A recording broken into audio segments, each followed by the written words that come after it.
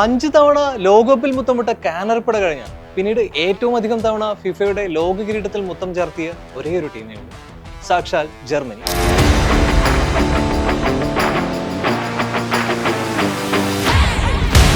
ആയിരത്തി 1954, 74, 90, 2014 എന്ന ലോകകപ്പ് പതിപ്പുകളാണ് അവർ ലോക ചാമ്പ്യന്മാരായത്. ലോകകപ്പ് ചരിത്രമെടുത്താൽ യുറുഗ്വേ ചാമ്പ്യന്മാരായ 1930 ലോകകപ്പിൽ ജർമ്മനി കളിച്ചിരുന്നില്ല. എന്നാൽ തൊട്ടടുത്ത പതിപ്പിലൂടെ അവർ ലോകകപ്പിൽ അരങ്ങേറ്റം കുറിച്ചു. എന്നാൽ ആദ്യ കിരീടത്തിൽ മുത്തമിടാൻ അവർക്ക് പിന്നെയും 20 വർഷം കാത്തിരിക്കേണ്ടി വന്നു. പിന്നെയും 20 വർഷത്തിന് ഇപ്പുറമാണ് ജർമ്മനിക്ക് രണ്ടാം വിശ്വകിരീട നേട്ടം സാധ്യമായത്. മൂന്നാം ലോകകപ്പിനായി പിന്നെയും 16 വർഷം ജർമ്മൻ പടയ്ക്ക് കാത്തിരിക്കേണ്ടി വന്നു. അവസാനമായി മെസ്സി നയിച്ച നീലപ്പടയെ 2014 വീഴ്ത്തിയാണ് ജർമ്മനി നാലാമത്തെയും അവസാനത്തെയും ലോക കിരീടം നേടിയത്. ജർമ്മനിക്കായി ഏറ്റവും അധികം ലോകകപ്പ് മത്സരങ്ങൾ കളിച്ചത് ഇതിഹാസ താരമായ ലോതർ മത്തയൂസ് ആണ്. 25 ലോകകപ്പ് മത്സരങ്ങളിലാണ് മത്തയൂസ് ബൂട്ട് കെട്ടിയിറങ്ങിയത്. ജർമ്മനിക്കായി ഏറ്റവും അധികം ലോകകപ്പ് ഗോളുകൾ നേടിയ മിറോസ്ലാവ് ക്ലോസെ തന്നെയാണ് ലോകകപ്പ് ചരിത്രത്തിൽ ഏറ്റവും അധികം ഗോളുകൾ നേടിയ പുരുഷ ഫുട്ബോളർ. 2002 മുതൽ 2014 വരെയുള്ള 4 ലോകകപ്പുകളിൽ നിന്നായി 16 ഗോളുകളാണ് ക്ലോസെ ജർമ്മനിക്കായി അടിച്ചുകൂട്ടിയത്. 24 ലോകകപ്പ് മാച്ചുകളിൽ നിന്നാണ് താരം ഇത്രയും ഗോളുകൾ അടിച്ചുകൂട്ടിയത്. ഇക്കുറി കോച്ച് ജൂലിയൻ നഗൽസ്മാന് കീഴിൽ മുൻപത്തേക്കാളും മികച്ച ടീമാണ് ജർമ്മനി. 6 ലോകകപ്പ് യോഗ്യതാ മത്സരങ്ങളിൽ 5ലും ജയമുറപ്പാക്കിയാണ് ജർമ്മനി വേൾഡ് കപ്പിനെത്തുന്നത്. 2023 സെപ്റ്റംബർ മുതലാണ് നഗൽസ്മാൻ ദേശീയ ടീമിന്റെ പരിശീലക കുപ്പായത്തിൽ എത്തിയത്. 2024 യൂറോ കപ്പിൽ ആതിഥേയ രാഷ്ട്രമെന്ന നിലയിൽ ജർമ്മനി മികച്ച പ്രകടനമാണ് കാഴ്ചവെച്ചത്. ചാമ്പ്യന്മാരായ സ്പെയിനോട് ക്വാർട്ടർ ഫൈനലിൽ തോറ്റാണ് അവർ പുറത്തായത്.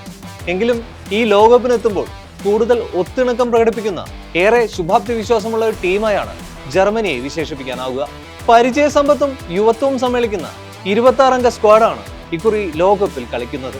വിരമിച്ച വെറ്ററൻ ഗോൾ കീപ്പർ മാനുവൽ ന്യൂയറെ 40-ാം വയസ്സിൽ ലോകകപ്പിനെ തിരികെ വിളിച്ചതിലൂടെ ലക്ഷ്യം കിരീടം തന്നെയാണെന്ന് കോച്ച് വ്യക്തമാക്കി കഴിഞ്ഞു. കൂടാതെ senior captain Joshua Kimmich, Antonio Rudiger എന്നിവർ കൂടി ചേരുന്നതോടെ ടീമിൽ അനുഭവ സമ്പത്തിന് യാതൊരു കുറവും അനുഭവപ്പെടുകയില്ല. യുവതാരങ്ങളിൽ ശ്രദ്ധേയരായ ജമാൽ മുസിയാലയുടെയും ഫ്ലോറിയൻ വിഡ്സിന്റെയും സാന്നിധ്യം ടീമിന് കരുത്തേകുന്നുണ്ട്. 23-കാരനായ മുസിയാല 2024 യൂറോ കപ്പിൽ മികച്ച പ്രകടനം കാഴ്ചവെച്ചിരുന്നു. ജർമ്മൻ പടക്കോപ്പിന് ആവശ്യമായ ആക്രമണ സ്വഭാവം ഈ പ്രതിഭ സമ്മാനിക്കുന്നുണ്ട്. ജൂലൈയിൽ നടന്ന FIFA club world cup quarter ഫൈനലിൽ കാലിന് പരിക്കേറ്റ താരം ഈ ലോകകപ്പിൽ കളിക്കാനെത്തുമെന്നാണ് പ്രതീക്ഷിക്കപ്പെടുന്നത്. ആദ്യ മത്സരങ്ങളിൽ തിളങ്ങിയില്ലെങ്കിൽ പോകെ താരം ഫോമിലേക്ക് ഉയരുമെന്നാണ് ആരാധകരുടെ പ്രതീക്ഷ. കായ് ഹാവേർട്സ് മുന്നേറ്റ നിരയിലെ സ്ഥിരം പൊസിഷനിൽ നിന്ന് മാറി ഫാൾസ് 9 സ്ട്രൈക്കറായാണ് കളിച്ചേക്കുകയെന്നാണ് സൂചനകൾ. ന്യൂകാസൽ സ്ട്രൈക്കറായ നിക് വോൾട്ടമേഡ് ടീമിലിടം നേടിയിട്ടുണ്ട്. ഫ്ലോറിയൻ വിഡ്സിന് പ്രീമിയർ ലീഗിൽ കഴിഞ്ഞ സീസണിൽ ലിവർപൂളിനായി മികച്ച ഫോമിൽ തിളങ്ങാൻ കഴിഞ്ഞിട്ടില്ലെങ്കിലും താരത്തിന് ലോകകപ്പിൽ തിളങ്ങാൻ കഴിയുമെന്ന പ്രതീക്ഷയിലാണ് കോച്ച് നഗൽസ്മാൻ. ഡ്രിബ്ലിംഗ് മികവ് കൊണ്ടും കളത്തിലെ ലോ സെന്റർ ഓഫ് ഗ്രാവിറ്റി കൊണ്ടും സാക്ഷാൽ മെസ്സിയോട് താരതമ്യം ചെയ്യപ്പെട്ട 18-കാരൻ പയ്യൻ ലെനാർഡ് കോളിന് തുടക്കേറ്റ പരിക്കിനെ തുടർന്ന് ലോകകപ്പ് അവസരം നഷ്ടമായിരുന്നു. പകരക്കാരനായി അസാൻ ഔഡ്രാഗോ ടീമിലെത്തിയിട്ടുണ്ട്. 19-ാം വയസ്സിൽ ജർമ്മനിക്കായി അരങ്ങേറ്റം കുറിച്ച ഔഡ്രാഗോ ടീമിനായി ഗോൾ നേടുന്ന ഏറ്റവും പ്രായം കുറഞ്ഞ കളിക്കാരനായി മാറിയിരുന്നു. ഗ്രൂപ്പ് ഇയിൽ നിന്നും ജർമ്മൻ ടീം അനായാസം മുന്നേറുമെന്നാണ് പ്രതീക്ഷിക്കപ്പെടുന്നത്.